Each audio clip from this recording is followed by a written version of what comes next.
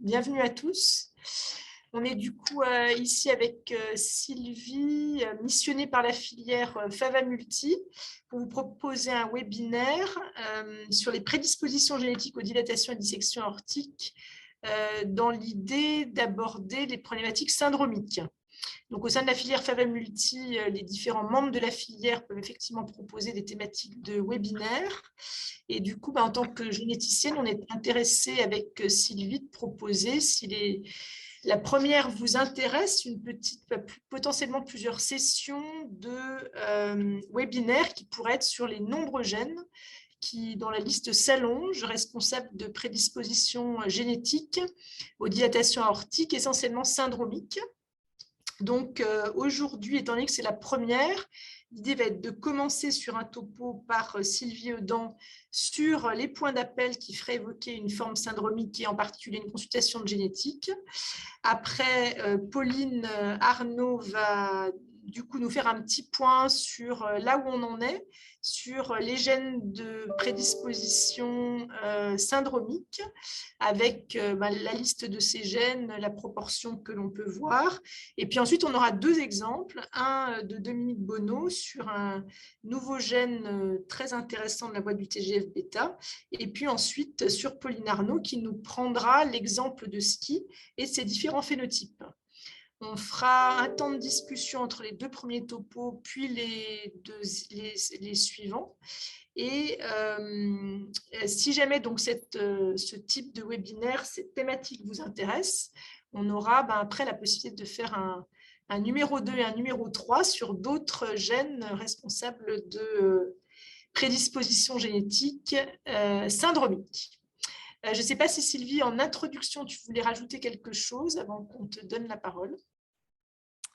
Non, tu as tout dit. Je pense que là, effectivement, aujourd'hui, on va planter un petit peu le décor avec un topo un peu plus général avec Pauline, un topo clinico-biologique, en fait, sur ces formes syndromiques, mais aussi un petit rappel sur les formes non syndromiques et leurs aspects génétiques. Et voilà, et on aura déjà deux exemples un peu plus précis à exposer aujourd'hui. Donc, je peux commencer à partager mon écran.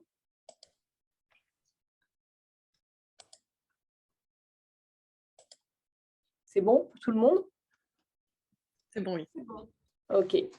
Donc, je remercie l'invitation à toute la filière et puis à Laurence aussi pour m'avoir associée. Donc, je vais essayer de répondre à la question quand évoquer une forme syndromique de dilatation de l'aorte ascendante. On va surtout se concentrer là-dessus, qu'on va appeler TA en abrégé et de dissection, et essayer de préciser un petit peu mieux la place de la consultation de génétique. Donc, moi, je suis généticienne à Rennes, et on a un centre de compétences Marfan et syndrome apparenté. Donc, dans les cas, quand on voit les choses par le biais de la clinique, et notamment du service de génétique clinique, donc il y a une majorité de cas sporadiques où là, on va moins intervenir. Et puis, il y a des cas familiaux. Et dans ces cas familiaux, finalement, les formes vraiment syndromiques, c'est-à-dire avec des signes associés, sont rares, mais c'est là qu'on nous attend quand même beaucoup. Et puis, il y a également des formes non syndromiques, mais qui sont d'origine génétique, donc 15% des cas.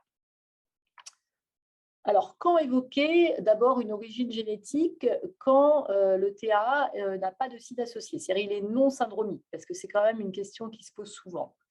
Donc, chez les patients jeunes, majeurs, qui ont moins de 45 ans, ou s'ils ont plus de 45 ans, si c'est un cas familial.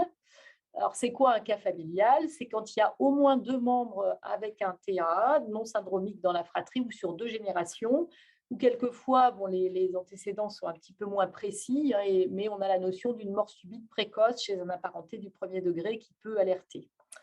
On se base sur principalement le score de Campans, donc vous pouvez retrouver le détail sur la page d'accueil du centre de référence. Et donc, chez les enfants, c'est plus de 3 DS. On parle aussi de Z-score, c'est la même chose, donc chez les enfants, et supérieur à 3,5 chez les adultes, mais on abaisse un petit peu le seuil s'il n'y a pas d'hypertension notamment et pas d'autres facteurs de risque. Il faut bien sûr faire attention aux facteurs de risque pour CTA, les bicuspidies et l'hypertension principalement. Un petit focus sur les dissections aortiques. Là, on va avoir une indication de prescription de tests génétiques un peu plus large, même sans hypertension ou chez des personnes en dessous de 70 ans. Donc, on va maintenant plus parler de là où on attend un peu plus le généticien. C'est pour essayer de bien appréhender les diagnostics différentiels, notamment du syndrome de Marfan, qui est le plus connu, et les syndromes apparentés. Donc, selon le point d'appel est cardiaque, on va être amené à évoquer des formes familiales, on va revoir tout à l'heure le syndrome de Loeys-Dietz. Le point d'appel peut être squelettique, des arachnodactylies contracturantes, l'association avec une déficience intellectuelle, des arthroses précoces, le syndrome d'Ehlers-Danlos, bien sûr.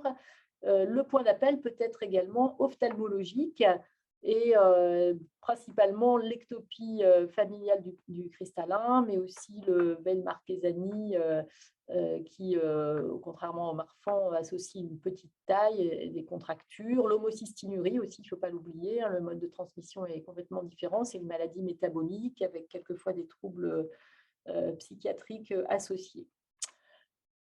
Un petit focus donc sur ces formes syndromiques, donc le 5%. Là, les plus connus sont bien sûr le syndrome d'Ehlers-Danlos et le Marfan, donc ce n'est pas trop le sujet d'aujourd'hui.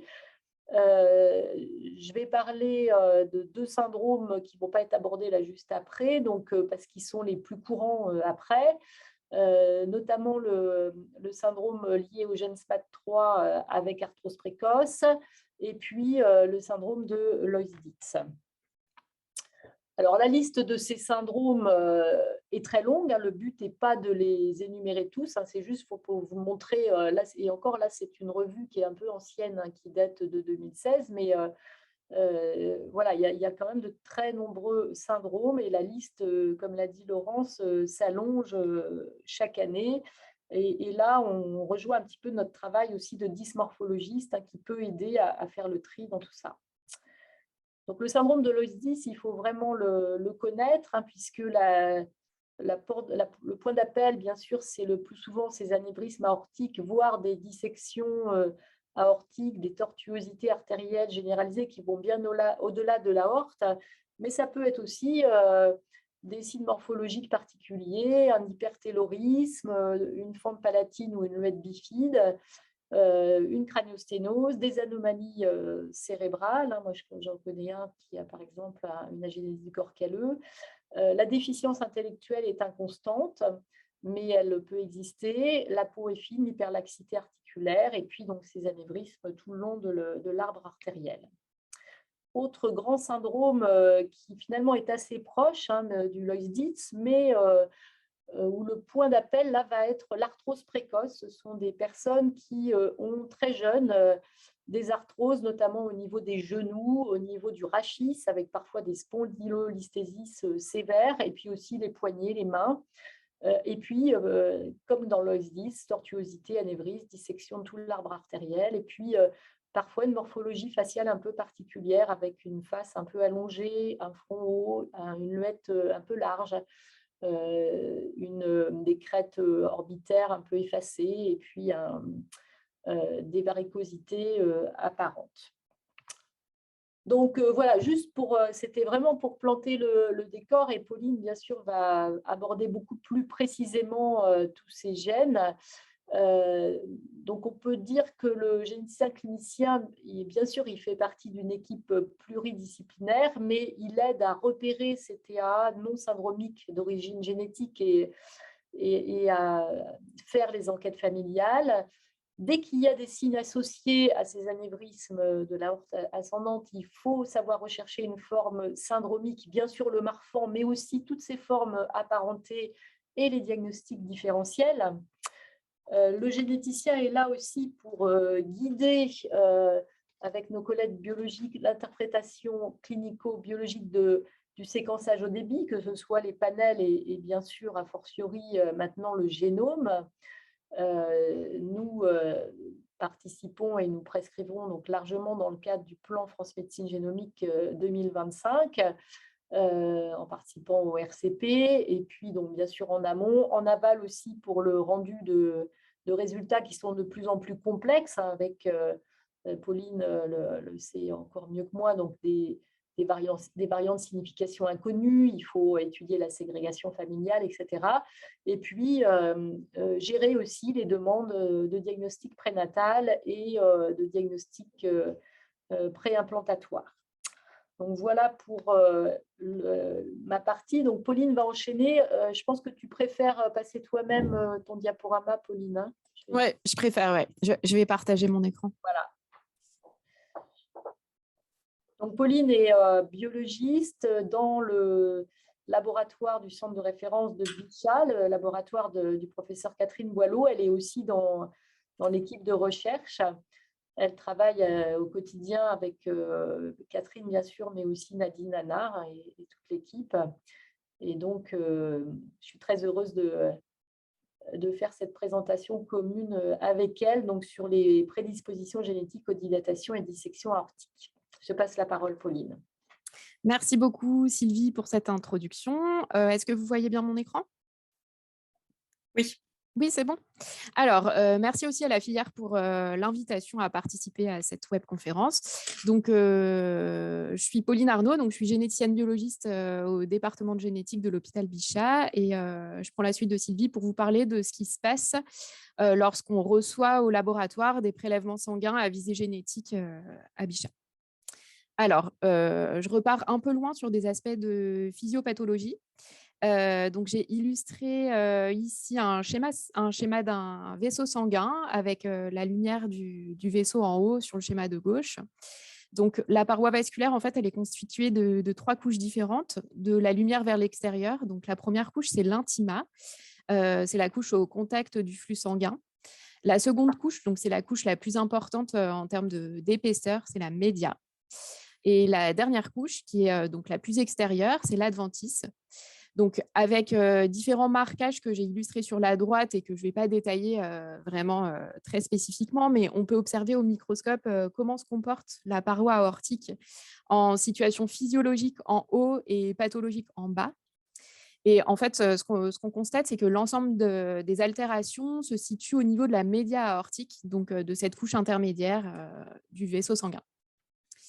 On a donc, quand il y a dilatation aortique, une désorganisation du réseau protéique avec une fragmentation des fibres élastiques, une perte des microfibrilles, une accumulation de certaines protéines qui s'appellent les protéoglycanes.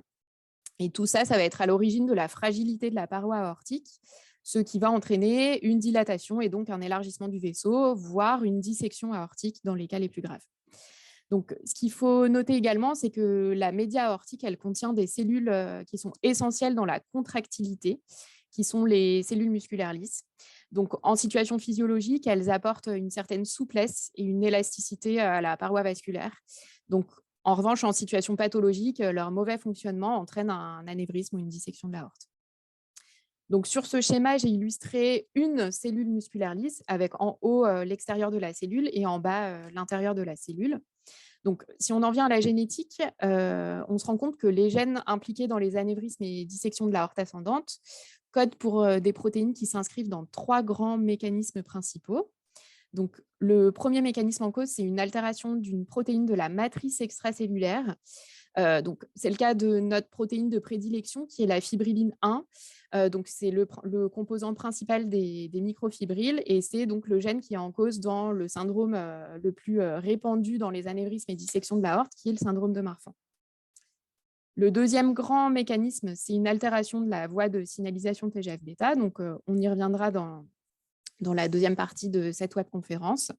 Et il faut savoir que la matrice extracellulaire, c'est un réservoir de ce facteur de transcription TGF-bêta. Et donc, l'altération de ce signal va entraîner une dilatation aortique.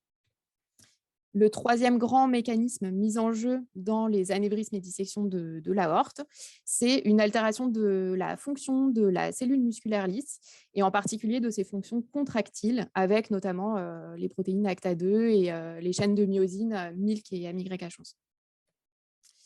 Donc, au laboratoire de génétique de l'hôpital Bichat, donc, on travaille avec le docteur Nadine Anna et le professeur Catherine Boileau à identifier des variations chez des personnes qui sont suspectes de syndrome de Marfan et de pathologie apparentée. Donc, Sylvie Audan a très bien rappelé les différents critères cliniques qui sont appliqués pour initier un diagnostic moléculaire. Donc, à l'hôpital Bichat, on travaille bien entendu avec le centre de référence du syndrome de Marfan qui est dirigé par Guillaume Jondeau, et on travaille également avec l'ensemble des centres de compétences qui sont répartis au niveau national.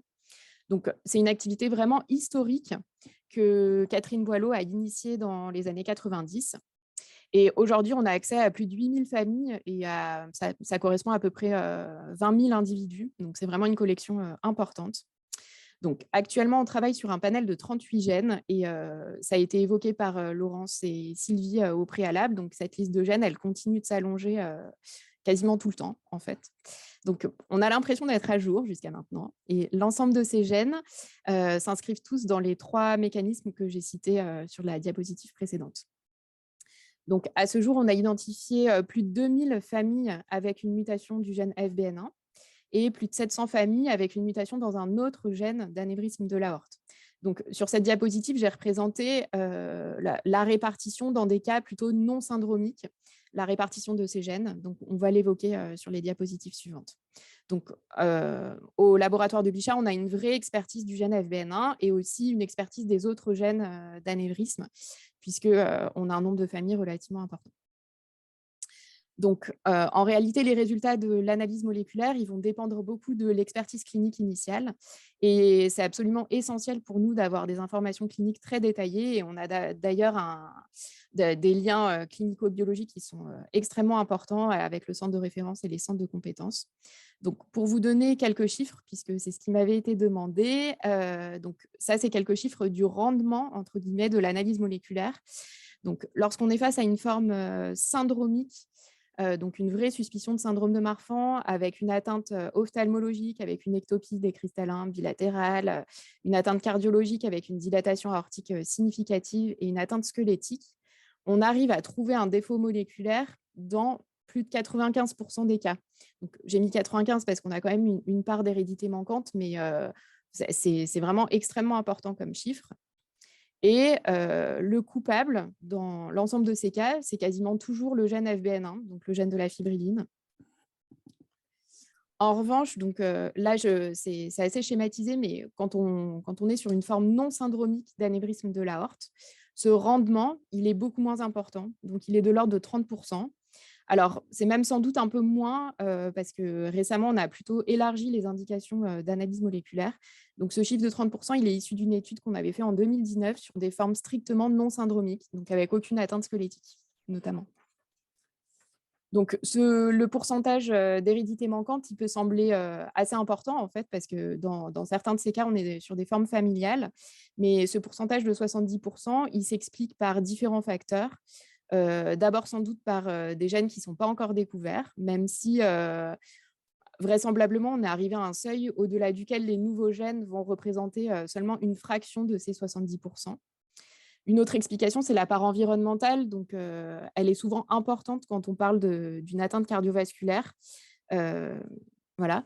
Et il y a aussi probablement un certain nombre de cas qui peuvent s'expliquer par des causes oligogéniques ou polygéniques qu'on a encore du mal à identifier jusqu'à présent. Et il y a certains cas aussi qui sont des origines mixtes, donc à la fois environnementales et génétiques, probablement. Donc, ce qu'on avait observé quand on a fait l'étude issue du PHRC sur les anévrismes de l'aorte, c'est qu'il y avait plus de résultats concluants dans les cas familiaux par rapport aux cas sporadiques, donc aux cas isolés. Alors, c'est pour ça qu'on se concentre dans la recherche de nouveaux gènes sur ces cas familiaux, justement. Dans ces formes non syndromiques, on avait également observé que la présence d'une variation pathogène, elle était liée significativement à plus de dissections et de chirurgie aortique et à une plus grande sévérité. Donc, on voit que la courbe violette, en fait, qui correspond à la présence d'une variation pathogène, elle est décalée vers la gauche. Donc, ça signifie que les événements cardiovasculaires avaient lieu à un âge beaucoup plus jeune. Alors maintenant, si on regarde la répartition par gène dans les formes non syndromiques, donc les coupables, cette fois-ci, sont multiples et ils s'inscrivent dans les 3 grands mécanismes que j'ai évoqués précédemment. Donc, ce qui est important, c'est que les 2 gènes retrouvés en plus grande proportion, ce sont 2 gènes qui sont eux-mêmes associés à des formes syndromiques. En l'occurrence, le gène SMAD3, dont Sylvie a parlé tout à l'heure, qui est associé au syndrome d'ostéo-anévrisme et ostéoarthrite, et le gène FBN1, qui est le gène majeur du syndrome de Marfan. Donc, pour le gène FBN1, il y avait quand même une part de corrélation génotype-phénotype, puisque dans l'étude sur le PHRC qui concernait les anévrismes de l'aorte non syndromique, on avait assez peu de variations tronquantes du gène FBN1 dans ces formes non syndromiques, alors que ça représente à peu près 30% des variations qu'on retrouve tout venant dans le gène FBN1. Donc, pour conclure, j'ai simplement repris cette diapositive en ajoutant une petite flèche en haut, puisque c'était pour illustrer qu'il y a vraiment un continuum entre ces formes clairement syndromiques et les formes non syndromiques d'anévrisme de l'aorte. Et la situation, elle est un peu plus complexe que ces simples chiffres. Et voilà, donc je vous remercie de votre attention et Sylvie Audan et moi-même allons répondre à vos questions. Alors, du coup, pour les questions, je ne sais pas si Aline préfère que vous les mettiez dans le QR ou dans discussion. Je ne sais pas s'il y a une préférence. Julie, pardon.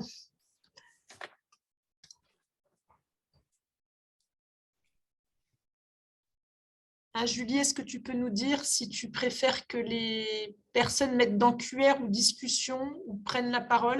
Dans QR, c'est l'idéal. OK. Donc, dans QR, si vous avez des questions, comme il n'y en a pas actuellement, moi, je vais commencer à en poser une pour Pauline, qui est donc dans les formes syndromiques, parce que c'est un petit peu l'idée du focus de cette série de webinaires qu'on pourrait proposer. Est-ce que tu aurais en tête le nombre la proportion de nouveaux gènes qui ont été identifiés post-arrivée de l'exome par rapport à ceux qui étaient identifiés avant? Est-ce que c'est quelque chose qui est... Alors, le pourcentage exact, je ne l'ai pas, hein, très honnêtement, mais c'est vrai que dans les formes syndromiques, on sait qu'il y a énormément de nouveaux gènes qui ont été décrits avec une analyse exome entier, voire génome entier. Mais je n'ai pas cette proportion, non, Laurence, désolée. Il y a une question sur peut-on prendre rendez-vous directement avec un centre de génétique quand une dilatation est reconnue? Oui, à partir du moment où on est surtout quand on est dans les critères, parce que c'est sûr que, en général, les cardiologues et les chirurgiens cardiovasculaires savent bien faire la différence. Quand la personne a plein de facteurs de risque et que c'est le seul cas dans sa famille, il ne faut peut-être pas se précipiter, mais dès qu'il y a des cas familiaux, c'est ce que j'ai exposé un petit peu tout à l'heure, oui, vous pouvez tout à fait prendre un rendez-vous. Donc, moins de 45 ans, cas familial et puis forme syndromique. Hein, Sylvie? Oui, alors c'est un petit peu plus large que ça maintenant. C'est ce que j'ai exposé tout à l'heure, surtout s'il y a des dissections. Oui, alors en fait, ce distinguo entre la dissection et la dilatation, on l'a fait, c'est un constat qu'on fait. En fait, une dissection, même à 50 ans, c'est quand même un événement qui est relativement rare et qui est quand même très, très suspect. Donc, on a augmenté cette limite parce que ça n'avait pas de sens, en fait. Et il y a quand même des gènes qui sont spécifiques aux dissections aortiques, comme ACTA2, le gène MILC, et même les collagènes, en fait, même COL3A1. Donc, voilà, on a fait ce petit distinguo. L'autre question, c'est quel est l'intérêt aujourd'hui de rechercher des gènes protecteurs? Alors, moi, je n'ai pas du tout parlé dans mon topo des gènes modificateurs. Donc, vraiment, l'étude des gènes modificateurs, elle en est encore à l'état de recherche. Donc, on n'est pas du tout dans du diagnostic pour l'instant. On a quelques pistes de recherche de loci modificateurs, mais c'est plutôt des loci aggravants. Donc, à ce jour, c'est vraiment trop prématuré d'envisager de rechercher des gènes... de rechercher dans un cadre diagnostique, je veux dire, des facteurs modificateurs de la gravité dans les dilatations. Moi, j'ai une question un petit peu complémentaire. Vous commencez à avoir des premiers résultats de génome là, avec le PFMG. Est-ce que ça vous a fait connaître d'autres gènes ou c'est plutôt compléter l'étude de gènes connus C'est quoi Alors, pour l'instant? donc, pour l'instant, on a étudié une dizaine de génomes seulement, donc c'est quelque chose d'assez récent hein, quand même. Et en fait, les succès de ces génomes, ça a été des découvertes de syndromes qui étaient assez proches du syndrome de Marfan, mais avec des choses que les cliniciens ne nous avaient pas forcément spécifiées, comme une surdité, par exemple. Et en fait, on a trouvé surtout des CNV, donc des délétions de grands gènes ou des délétions d'une partie de gènes. Enfin, j'ai en tête 2 cas sur les 10 où on a trouvé voilà, des formes syndromiques, mais qui étaient un peu frontières avec le Marfan, mais pas du tout évoquées au départ, en fait. Donc, oui, c'est sûr que ce génome, pour des cas négatifs en panel, il est hyper utile et je pense qu'il faut en profiter quand il y a une vraie suspicion clinique. D'où l'intérêt de la clinique quand même, là, d'une bonne... Tout à fait. Donc, en fait, c'était vraiment des découvertes rétrospectives. Enfin, c'est quand on avait des événements... Enfin, quand on a identifié sur le plan moléculaire des événements majeurs dans des gènes qui étaient frontières. Donc, dans la plupart des cas, enfin, dans ces 2 cas, en l'occurrence, il y avait des atteintes squelettiques et une dilatation, mais qui était pas forcément très présente, plus d'autres signes qu'on ne nous avait pas forcément communiqués. Et quand on est revenu au clinicien, c'était évident que c'était les gènes en cause, en fait, dans les 2 cas. Voilà. Après, est-ce que c'était aussi le fait que les autres signes n'ont pas été attribués comme étant associés? C'était quoi ton exemple avec surdité, par exemple? Alors, c'était une délétion dans un des collagènes. Et en fait, clairement, cette dame, elle avait une myopie extrêmement forte, une surdité qui collait complètement. Et elle avait aussi une dilatation aortique, donc qui n'est pas du tout expliquée par cette grande délétion dans ce gène du collagène. Et voilà, donc... en fait, je pense qu'on était vraiment dans un... les cliniciens s'étaient ciblés sur cette association TAA et myopie, alors qu'en fait, la vraie association, c'était myopie et surdité. Mais après, ça, c'est effectivement des choses qu'on a vues dès le départ avec le NGS, et c'est aussi pour ça qu'on l'a prôné, je pense, plus vite que les autres, les généticiens, parce que c'est vrai que le fait d'avoir une analyse particulière d'un dossier, et quand on a commencé à l'avoir, on continue à l'avoir.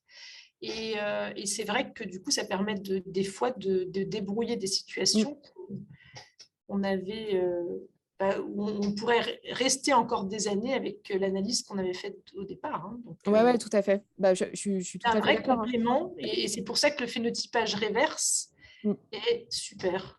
Ouais. En l'occurrence, dans cette famille, c'était une famille historique de Bichat qui a traîné des années. Et, vraiment, je pense qu'avec le génome, on leur a apporté des réponses. C'est évident. Après, on a quand même des rendements qui sont assez bons en panel. Hein, donc, moi, je ne suis pas forcément pour le tout exome ou le tout génome en première intention, en tout cas. Mais c'est vrai que ça peut solutionner certains cas. Alors, Brigitte demande justement pourquoi ne pas élargir votre panel avec ces gènes. Oui, donc nos panels, ils évoluent tout le temps. Donc, on a commencé le NGS en 2014 et là, on en est à la V11. Donc, ça évolue quasiment tous les 6 mois. Donc, bien entendu, ces nouveaux gènes, on les incrémente au diagnostic au fur et à mesure des découvertes et même pas uniquement sur des cas ponctuels comme ceux que j'ai cités, hein, aussi en faisant des revues biblio, des revues de la littérature régulièrement. Voilà. Alors, si on veut être provocateur, si on est à la V11, est-ce que c'est logique? Est-ce qu'à un moment donné, on peut se dire que ce n'est pas forcément super logique de toujours aller vers des mises à jour de panel? Est-ce que ça ne serait pas plus logique à un moment donné? Est-ce qu'il y a des pays qui sont passés même dans ces indications à l'exome en première intention? Est-ce que ce serait vraiment illogique? Par exemple, est-ce que IPO8 qu'on voit après là, est dans la version du panel ou pas? Oui, Ouais. bien entendu. Donc, je comprends tout à fait ta remarque, Laurence. C'est des choses dont on a déjà discuté. Après, vraiment, je l'ai évoqué dans mon topo. Ces nouveaux gènes, au final, ils vont expliquer 1 ou 2 familles. Alors, évidemment, pour ces familles, c'est extrêmement important qu'on les rajoute, mais globalement, je pense que la part des nouveaux gènes, elle est assez faible dans le diagnostic qu'on fera. Donc, bien évidemment, on essaie de se mettre à jour au fur et à mesure. Moi, je pense qu'on est quand même plus efficace sur une analyse par panel un peu ciblée, tout simplement parce qu'on est, avec l'exome, on est inondé de variants de signification inconnue et de plein de choses. Donc, c'est aussi notre cas sur une analyse sur Mais une avec une quarantaine de lecture gènes. ciblée, hein, peut être OK, c'est-à-dire un séquençage pangénomique qu'on revient. Parce qu'est-ce qu'il n'y a pas plusieurs familles en fait, que vous avez passées sur 5 versions de Non. panel, non? Alors, globalement, notre panel de 2016 est extrêmement complet. Donc, quand on a fait à minima ce panel de 2016, normalement, on ne répète pas l'analyse. Enfin, peut-être qu'on le fera dans les années à venir, mais voilà. Et l'avantage, c'est qu'à partir de l'année 2016, on a commencé à être assez bon en détection des grands réarrangements, donc des CNV.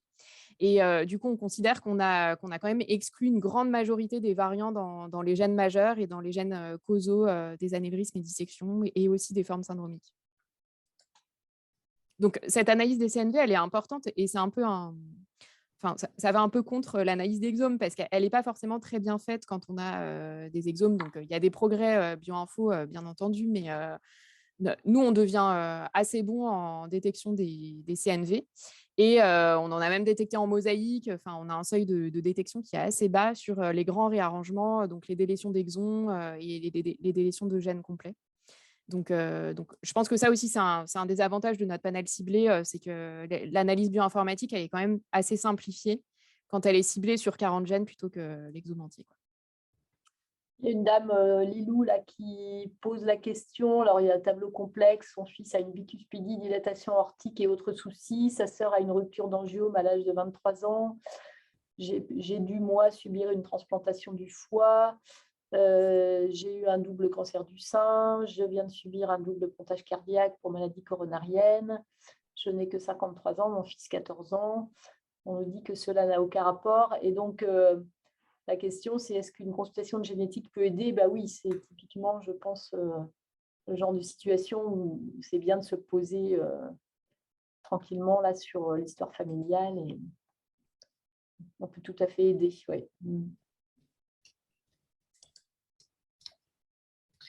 On va peut-être passer à la partie 2 s'il n'y a plus de questions. Donc, la partie 2, c'était un focus sur 2 présentations donc, qui sont 2 exemples parmi d'autres exemples de gènes. Alors, un qui est tout nouveau, hein, où l'équipe d'Angers a beaucoup participé à la description clinique en collaboration avec d'autres français, évidemment étrangers, et qui semblait être un bon exemple en parallèle de l'autre.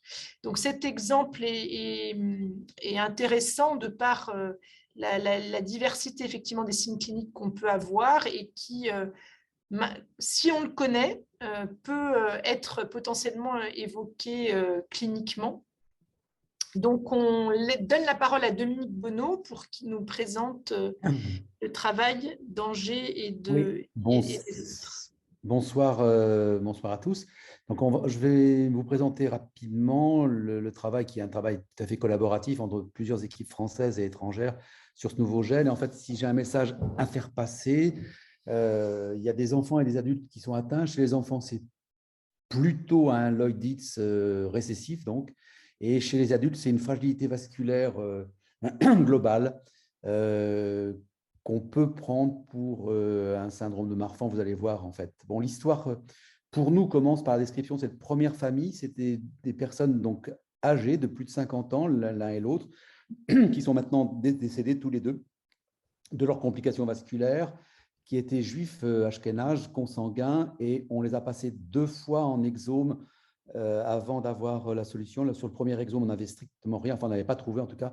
Et puis sur le deuxième, on a mis en évidence des variants qui nous ont semblé pathogènes dans un nouveau gène qui s'appelle hypo8 pour importune 8. Parce que vous allez voir, cette protéine est une protéine qui est une navette entre le cytoplasme et le noyau. Donc, avec GenMatcher, on a matché avec une famille en palestinienne, une famille en Australie, et puis on a rencontré les Français après, dont une famille de Dijon, de Laurence, et puis surtout l'équipe de Necker et de l'Institut de la Vision, qui travaillaient là-dessus, c'est-à-dire en fait Nadine Servan-Soussan, Filippo Del Bene et Mariana Parlato, qui sont les derniers auteurs de cette question. Sur la troisième diapositive, donc voilà, ça résume un peu le phénotype. Alors encore une fois, donc c'est assez variable. Il y a dans notre série, nous on a 4 adultes. Je vous parlerai tout à l'heure d'une équipe belge qui n'a que des enfants.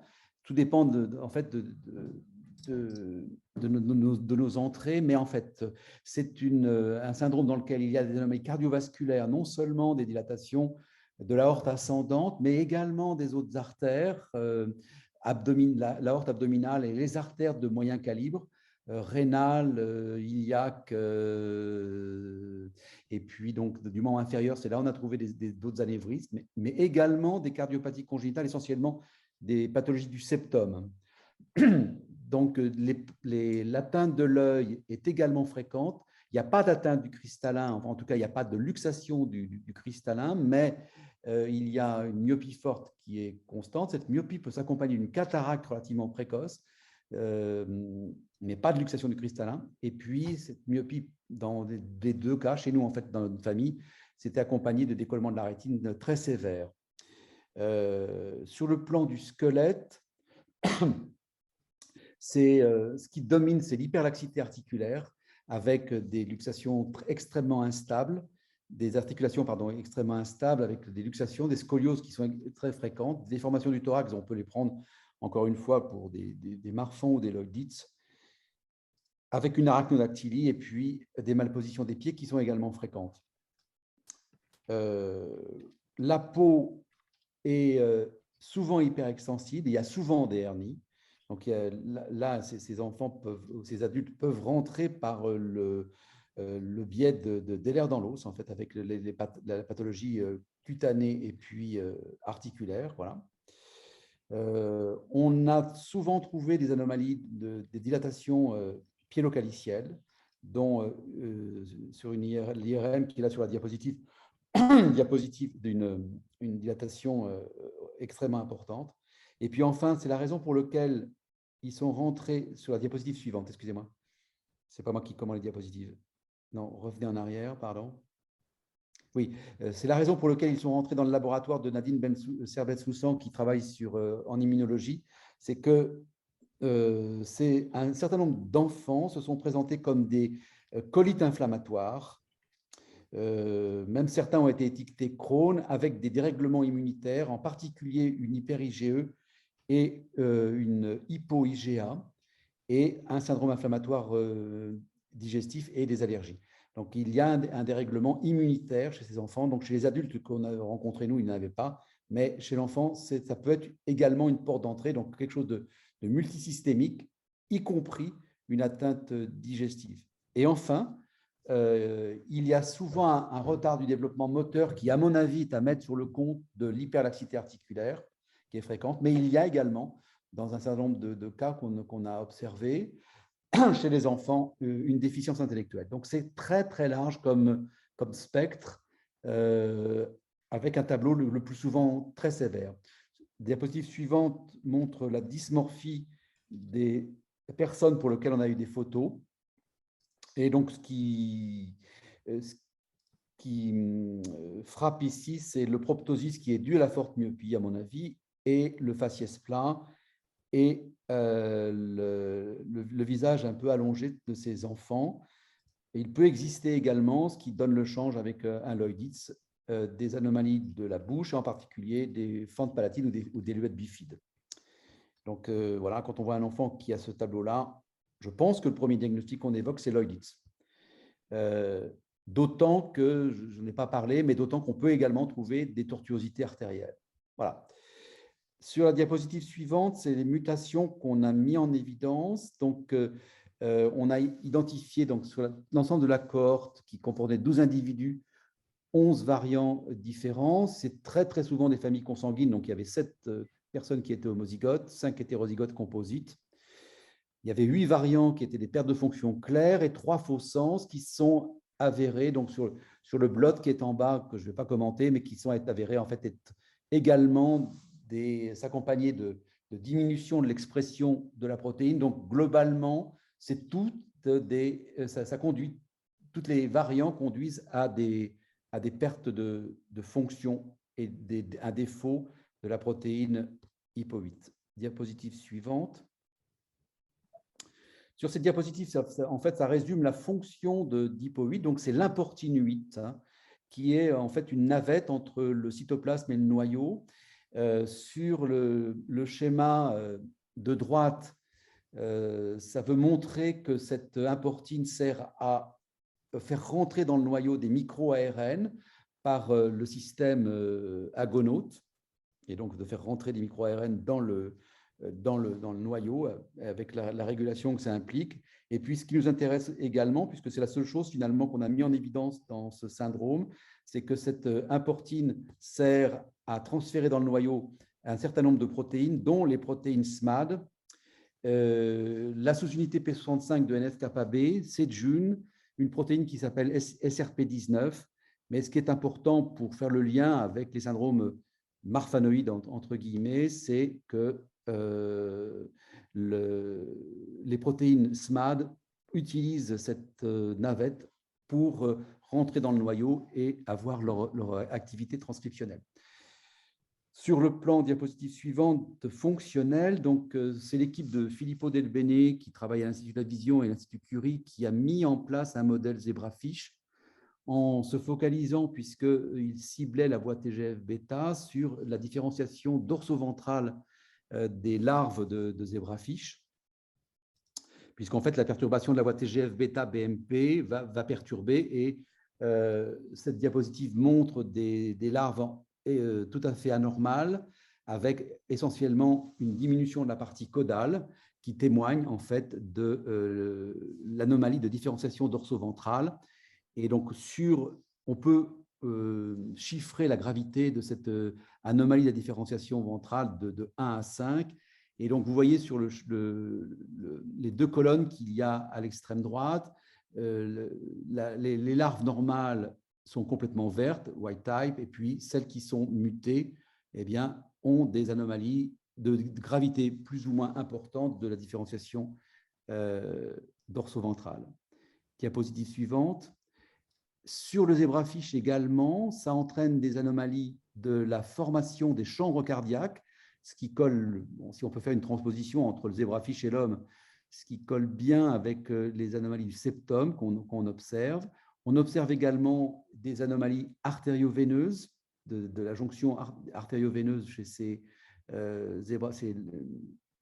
larves de zebrafish. Et puis, on observe des anomalies dans la vascularisation des artères caudales qui sont soit absentes, l'artérialisation caudale est soit absente dans les larves de zebrafish, soit avec un trajet anormal.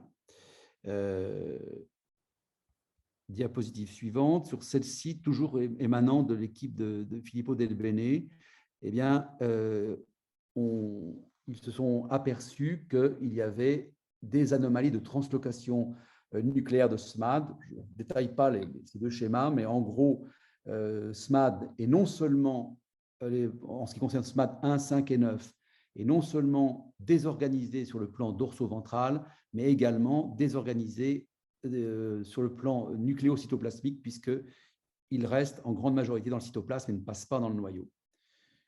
Sur le plan, diapositive suivante, transcriptomique, chez la larve de zebrafish, les voies qui sont altérées sont essentiellement celles de l'angiogénèse, celles des protéines qui interviennent dans la voie de l'angiotensine, les voies de signalisation de BMP et de TGF-bêta, et en particulier, donc, sur ce schéma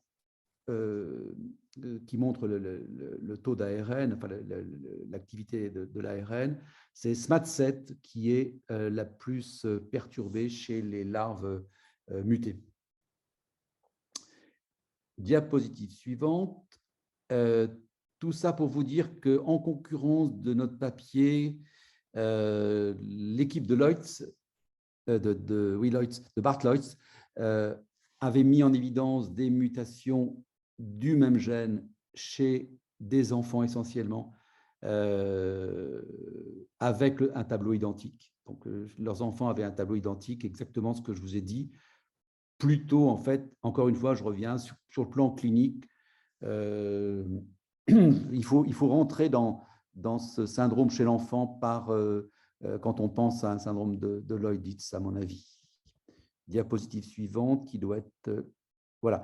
Eux, ils ont développé un modèle de souris qui est assez intéressant puisque la souris, en fait, dilate ses artères, que ce soit la racine aortique, donc la courbe rouge et bleue, c'est la divergence entre les souris normales, wild type, et puis les souris mutées. Donc, les souris mutées ont une dilatation de la racine aortique, ont une dilatation de l'aorte ascendante et un truc très curieux qu'ils n'expliquent pas, en tout cas, que par des phénomènes hormonaux, ça dilate plus chez la souris mâle que chez la souris femelle. Donc, les deux dernières courbes, c'est la souris mâle et femelle ensemble. Et puis, la toute dernière, c'est la souris mâle. Donc, ça dilate plus chez les souris mâles. Diapositive suivante, ils ont montré sur leur souris qu'il y avait une fragmentation de l'élastine et puis que le marquage intranucléaire de SMAD2 était anormal. Donc, des anomalies de transfert de SMAD au niveau nucléaire. Diapositive suivante. Voilà. Donc, en conclusion, c'est un nouveau gène d'une dysplasie du tissu conjonctif autosomique récessif. On ne connaît pas l'histoire naturelle et les risques vasculaires. Les adultes qu'on a vus qui sont les plus vieux sont morts de leur pathologie vasculaire, en fait. Le frère et la sœur avaient une pathologie vasculaire généralisée, avec une fragilité vasculaire très importante, une dilatation de l'aorte ascendante. Ils n'ont pas été opérés de leur aorte ascendante, mais la dame, la sœur, a été opérée de son aorte abdominale et elle est décédée dans les suites. Donc, c'est une pathologie vasculaire globale, à mon sens. La déficience intellectuelle est vraiment inconstante, elle est chez l'enfant, donc il y a une grande variation de ce côté-là. On a également des dilatations des voies urinaires qui sont aussi inconstantes. On a comme j'ai essayé de vous le montrer sur les modèles que Filippo Del Bene a mis en place, une dérégulation de la voie TGF-bêta. Et mon grand regret, c'est qu'on n'a pas pu étudier les micro-RNA. J'aurais bien aimé, on a essayé, on a complètement foiré dans ce domaine-là. J'aurais bien aimé voir comment MIR29, par exemple, est-ce que MIR29 est dérégulé parce que MIR29 intervient dans la pathologie aortique du syndrome de Marfan. Et j'aurais bien aimé voir, on n'a pas repris ça, et si quelqu'un veut le faire, ça serait vraiment super intéressant parce que je pense que le TGF-bêta, c'est certain, mais on a quand même une protéine qui transfère des MIR, des micro-ARN, et ça serait sûrement intéressant de voir en particulier comment MIR29 se comporte avec ce transporteur. Diapositive, c'est la dernière, finale, pour remercier tous ceux qui ont travaillé, donc, en particulier Monsieur Duclos, Lauras et puis Madame Revenu dans le laboratoire respectif de Nadine Serben-Soussan et de Filippo Del Bene, et puis tous les autres personnes qui ont eu des cas et qui ont participé, en particulier l'équipe de Necker, celle de Dijon, et puis à l'étranger, les autres personnes. Et puis, je vous remercie de votre attention, et puis, si vous avez des questions, je suis prêt à y répondre.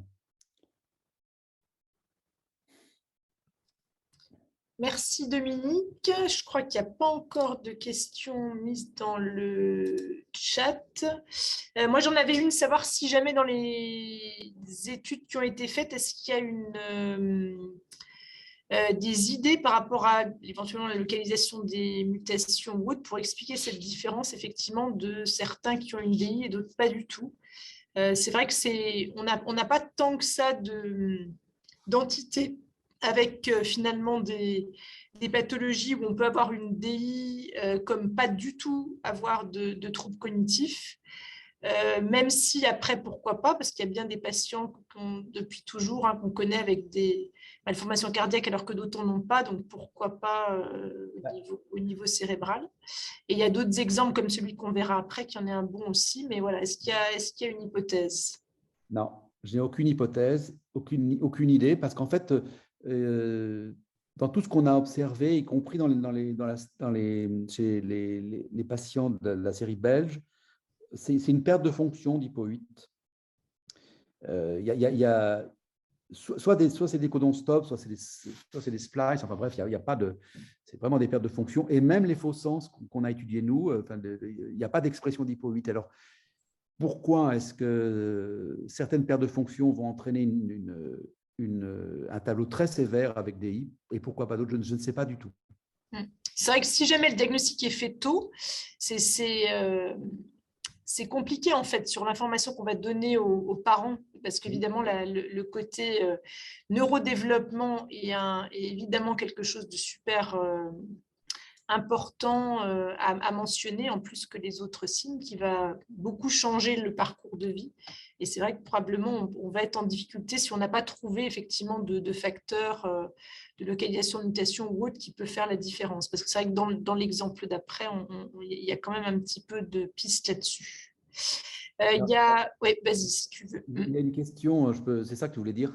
Oui, c'est ça, que Brigitte, le lien effectivement… entre les pathologies immunitaires, enfin les anomalies d'immunoglobulines et puis le hypo-8, c'est TGF-bêta, en fait, qui a un rôle dans l'immunité.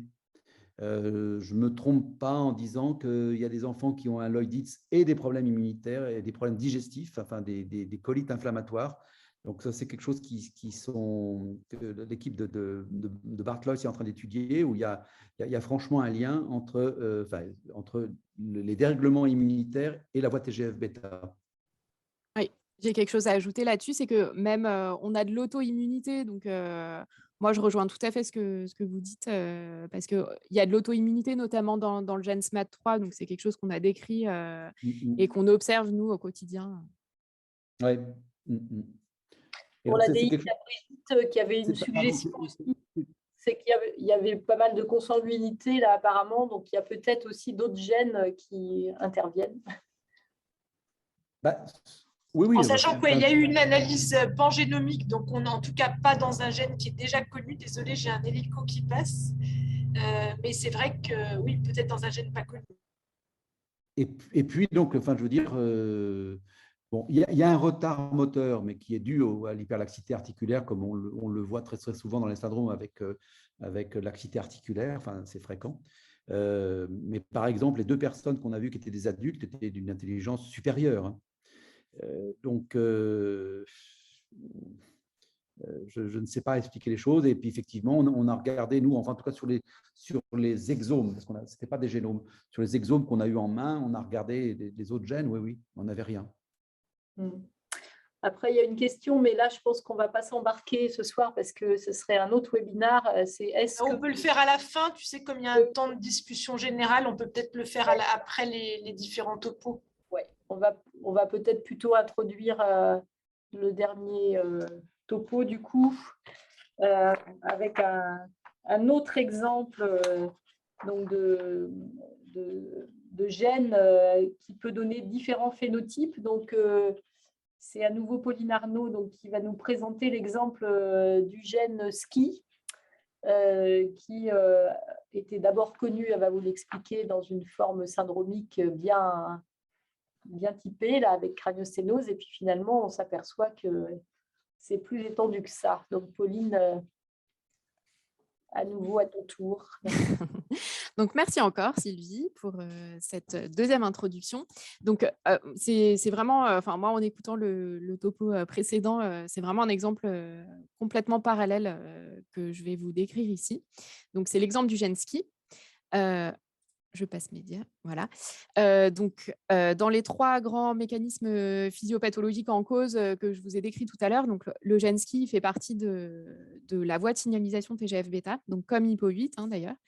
Donc, dans cette voie de signalisation, il y a un certain nombre de défauts moléculaires qui ont été associés à des variants pathogènes dans des gènes à tous les étages de cette voie, qui codent pour des protéines qui sont soit des protéines des ligands, donc avec TGF-bêta2, bêta3, des protéines des récepteurs TGF-BR1, BR2, et aussi des effecteurs intracellulaires, donc comme les R-SMAD, SMAD2, SMAD3, le co-SMAD, SMAD4 et aussi l'inhibiteur SCI.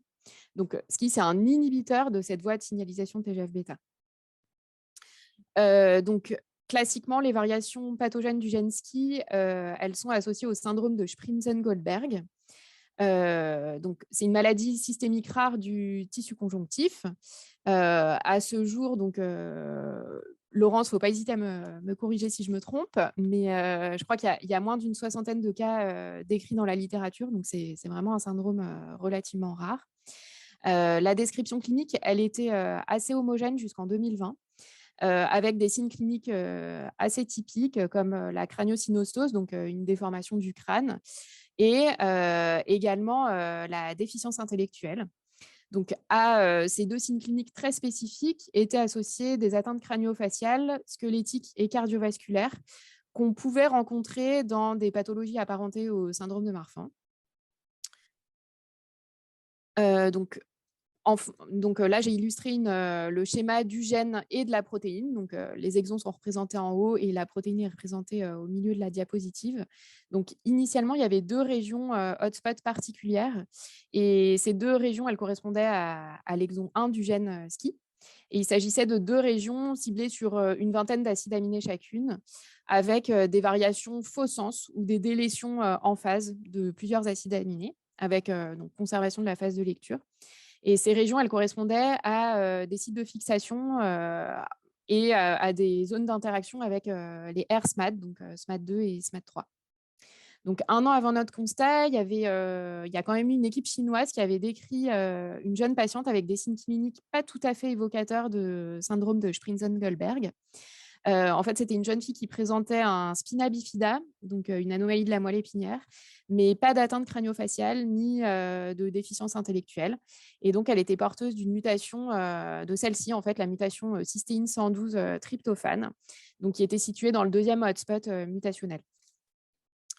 Donc, le constat qu'on a fait fin 2019, c'était un constat particulier d'une récurrence de cas avec une variation qui touchait un acide aminé particulier du gène SCI, qui est donc l'acide aminé tréonine en position 180.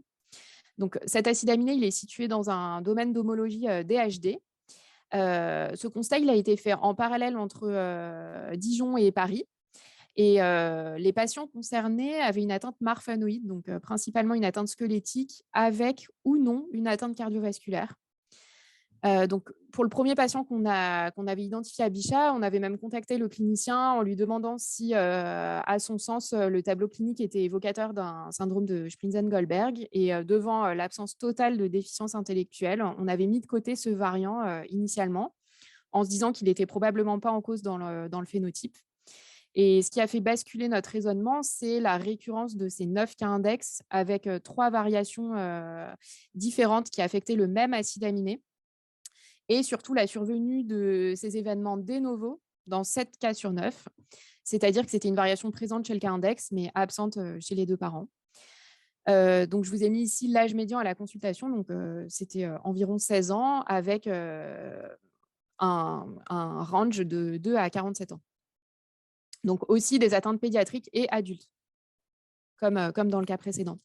Donc, en reprenant le schéma de la protéine, on s'est rendu compte par une technique de modélisation en 3 dimensions que cet acide aminé tréonine, il était spatialement assez proche des 2 autres régions préalablement décrites, et que l'ensemble des acides aminés concernés par ces variations pathogènes étaient dans une même surface structurale, qui est probablement une surface essentielle à l'action de SCI et à son interaction avec les R-SMAD.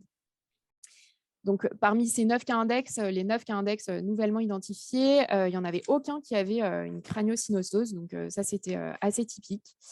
Et il n'y avait pas de déficience intellectuelle très claire. Donc, j'ai le souvenir, donc il y a un patient de Rennes, Sylvie, donc j'ai le souvenir qu'il était en études supérieures, enfin qu'il avait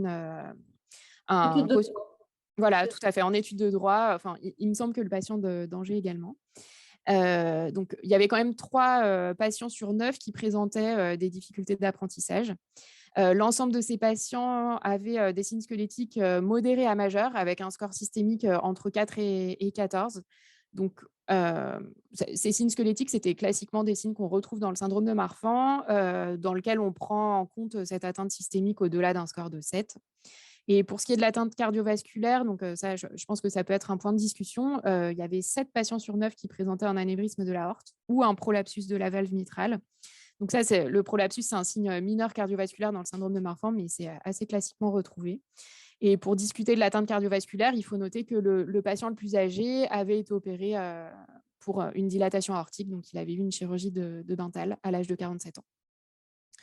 Donc, ce tableau, il résume la diapositive précédente sous une autre forme. Et donc, j'ai mis en rouge les signes qui étaient retrouvés plus de 7 fois sur 9 globalement. Donc, en signes crânio-faciaux, on avait des fentes palpébrales orientées vers le bas, un paléogival, différents signes cliniques retrouvés de façon quasi systématique, donc une arachnodactylie, des doigts longs et fins, une hypermobilité articulaire et des pieds plats retrouvés systématiquement. Donc, je l'ai déjà évoqué, aucun cas de déficience intellectuelle stricto sensu, mais 3 cas de difficulté d'apprentissage et sur une atteinte cardiovasculaire qui est relativement constante chez ces 9 patients. Donc, en conclusion, avec ces descriptions, on a décrit un nouveau spot mutationnel dans le gène SCI. Et tout ça, ça nous a permis d'étendre le spectre de signes cliniques associés aux variants pathogènes de ce gène, avec une atteinte syndromique apparentée au syndrome de Marfan sans déficience intellectuelle et une atteinte cardiovasculaire significative. Donc, rétrospectivement, quand on a fait une revue de la biblio, on s'était rendu compte dans cette étude que les jeunes patients initialement décrits dans la littérature n'étaient pas systématiquement explorés sur le plan cardiovasculaire, probablement du fait de leur jeune âge. Alors, enfin, je laisserai les cliniciens intervenir, mais je pense que cette découverte, elle avait un petit peu modifié la prise en charge des patients porteurs de mutations dans ce gène-là, avec notamment un suivi cardiovasculaire peut-être un peu plus rapproché et l'éventualité d'une prise en charge thérapeutique. Donc, le gène SCI, il fait bien entendu partie des 38 gènes dont j'ai parlé, donc des 38 gènes de notre panel analysés dans un contexte de syndrome de Marfan et pathologie apparentée. On n'a pas réellement identifié de nouveaux hotspots depuis la publication de ce papier dans le gène SCI, mais en revanche, on a un certain nombre de variants de signification inconnues qui basculeront peut-être dans la classe pathogène dans les années à venir. Et en fait, c'est vrai que quand j'ai préparé ce topo, ça m'a fait penser au nom de l'association, donc ce Marfan avec un S. Enfin, c'est vraiment, je pense que c'est vraiment ce qu'on a voulu dire à travers tous nos topos. Il n'y a pas un seul Marfan, il y a plusieurs Marfans. Et donc, je trouvais sympa de mettre l'ensemble des auteurs de la publication SCI parce que tous les orateurs de cette webconférence font partie de cette publication. Donc, j'ai trouvé ça assez sympa de faire un clin d'œil à tous les orateurs. Et je vous remercie pour votre attention. Merci Pauline, merci beaucoup. C'est un bel exemple aussi de travail interfilière. Les patients ne sont pas à découper en morceaux. Il faut avoir une vision interdisciplinaire et large. Alors, je ne vois pas de questions supplémentaires pour l'instant. S'il y a Annick qui dit qu'à l'inverse, elle connaît un patient avec un tableau de Sprinzen-Goldberg, donc morphanoïde et craniosténose, qui a une mutation de FBNA. Coïncidence, point d'interrogation. Oui, il y a eu quelques rares cas décrits, mais ça, Laurence pourrait peut-être mieux le décrire que moi. Mais... Oui, c'est vrai qu'au départ, effectivement, il y a eu 2 patients qui avaient initialement le syndrome de Sprinzel-Goldberg était marqué relié à FBN1, mais effectivement jusqu'au jour où où on a séquencé beaucoup plus de patients, montré qu'on ne trouvait pas de mutation FBN1 et puis finalement identifié un autre gène. Alors, même question finalement qui a été soulevée tout à l'heure par Brigitte. Est-ce que effectivement certains patients avaient FBN1 plus autre chose? Parce que c'est vrai qu'à l'époque, on faisait du ciblé, quoi. Donc on testait pas les patients. Et maintenant, quand même, on s'aperçoit que la quantité de patients avec des doubles diagnostics est considérable. Hein. On est quand même dans les maladies du développement jusqu'à 5% des patients qui finalement vont avoir un double diagnostic. Donc ouais, peut-être il faudrait idéalement en fait reprendre ces cas-là. Et c'est d'ailleurs bien pour ça que des fois, il y a des descriptions cliniques de syndrome avec certains signes qu'on ne retrouvait pas, peut-être parce que certains patients rapportés avaient un double diag. Et c'est vrai que la réanalyse des données, nous, on a fait le travail sur notre grosse série d'exomes. Et c'est quand même franchement oui, intéressant de voir des fois que des patients a posteriori, on va trouver une deuxième mutation. Et c'est le piège, parce que c'est aussi le piège des fois de s'arrêter à un seul variant pour des patients et de ne pas forcément tout analyser en profondeur, quoi. Donc, je pense que c'est un vrai travail maintenant pour les biologistes moléculaires qui lisent du pangénomique de tenter de voir effectivement avec les signes cliniques si un double hit pourrait être, un double diag pourrait être possible, quoi. Et c'est vrai que ski, je trouve qu'il est passionnant comme le précédent, comme le précédent gène, parce que ça a vraiment ouvert à des exemples où effectivement on pouvait avoir des déficiences intellectuelles ou pas. Et c'est vraiment un bel exemple, je trouve. Mais c'est vrai que là, contrairement à... Après, peut-être que le temps va... Parce que vous avez beaucoup moins de recul, évidemment, Dominique. Peut-être que le temps va permettre d'affiner les choses, parce que là, c'est vrai qu'on a vraiment l'impression qu'on a des hotspots associés avec des phénotypes plus particuliers. Et du coup, on est peut-être plus confort qu'on l'est avec le gène de Dominique là actuellement pour donner des idées pronostiques à des plus petits.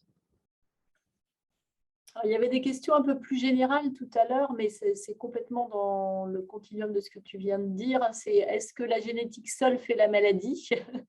Exemple, sur un marfan avéré chez un adulte, FBN1 plus dilatation, si les enfants ont la mutation de la maman mais sans ectopie, sans dilatation, sans signe squelettique, peut-on dire qu'ils sont marfans? Bon, là, on revient un peu au marfan, mais c'est tout le problème de l'expressivité variable et puis aussi des signes cliniques qui ne sont pas forcément tous présents chez les enfants. C'est pour ça qu'il faut les suivre. Et c'est vrai pour le marfan, mais c'est aussi vrai pour tous ces syndromes-là qu'on a évoqués. C'est vrai que pour cette question-là, ça avait été quelque chose qui avait été beaucoup rediscuté dans la dernière version de la conférence de consensus sur le syndrome de Marfan, où il avait justement été proposé de se servir de différents titres, si on veut, et qui collerait plus avec le phénotype. Mais l'idée était de dire que pour des personnes qui n'avaient pas de dilatation aortique, il ne fallait pas forcément parler de Marfan. Mais dans l'exemple que vous donnez là, étant donné qu'il y a une dilatation chez une personne de la famille, c'est vrai qu'après, on peut quand même logiquement penser qu'en tout cas, les enfants sont fortement à risque doivent être suivis sur le plan aortique et techniquement probablement on peut parler, alors c'est toujours une discussion touchy, mais on peut parler quand même de Marfan en devenir. Il y avait une entité qui était Evolving Marfan Syndrome qui avait été proposée.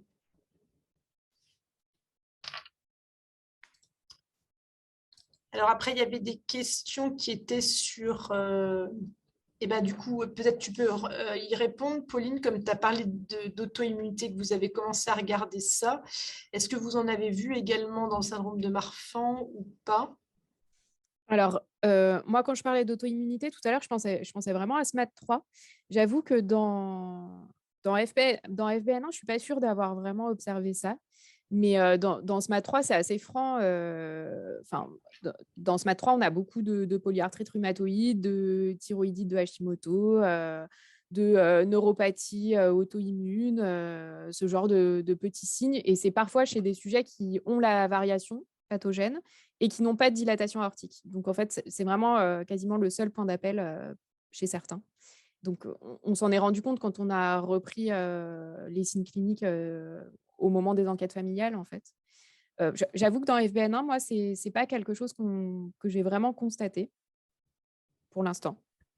Alors après, c'est vrai que dans l'évolution des maladies génétiques, hein, on a parfois, il faut beaucoup de temps pour mettre en évidence certaines associations qui peuvent être plus rares ou éventuellement moins rares, mais qui surviennent plus tard dans la vie. C'est vrai qu'on a eu des exemples avec d'autres pathologies qu'on connaissait super bien, comme la neurofibromatose de type 1.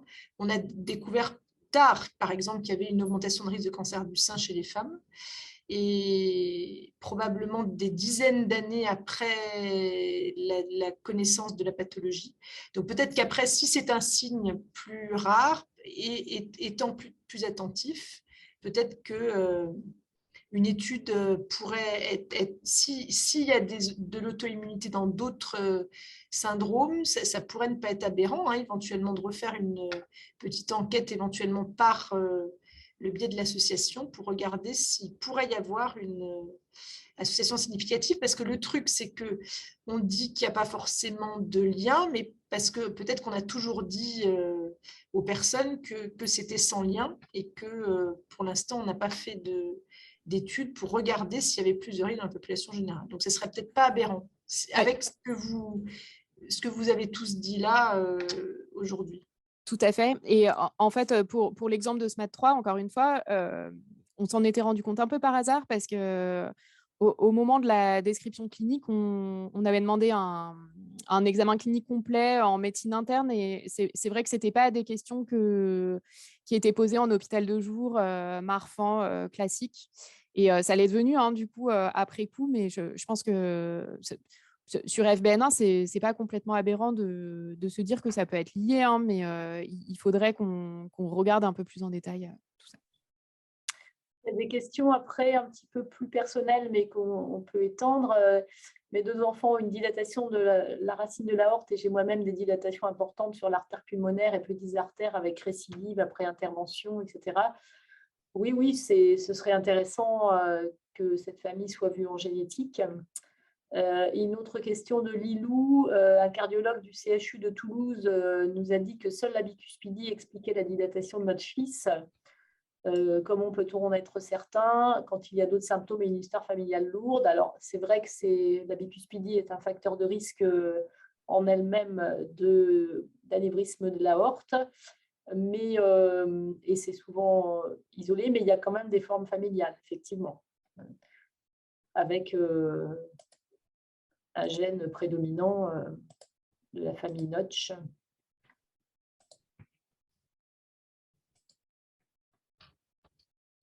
Bon, bah, écoutez, je pense qu'on est au bout des questions qui ont été posées. Et donc, on peut remercier tous les intervenants des topos qu'ils ont pu faire. Et puis, bah, comme on a eu une 50aine de personnes cumulées au cours de cette session, je pense qu'il pourrait être intéressant de faire une V2 parce qu'on aura d'autres formes syndromiques à présenter avec intérêt. Sylvie, si tu veux rajouter quelque chose pour conclure. Non, merci beaucoup. Moi, ça m'a beaucoup intéressée de préparer ce topo et de partager cette visio avec vous et notamment de préparer aussi avec Pauline. Là, j'aime bien les topos comme ça, clinico-moléculaires. C'est très, très enrichissant pour tout le monde. Donc, j'espère que ça a plu aussi à notre auditoire, qu'il soit patient ou professionnel. Merci pour votre attention. Merci à tous. Au revoir, merci. Merci. Au revoir.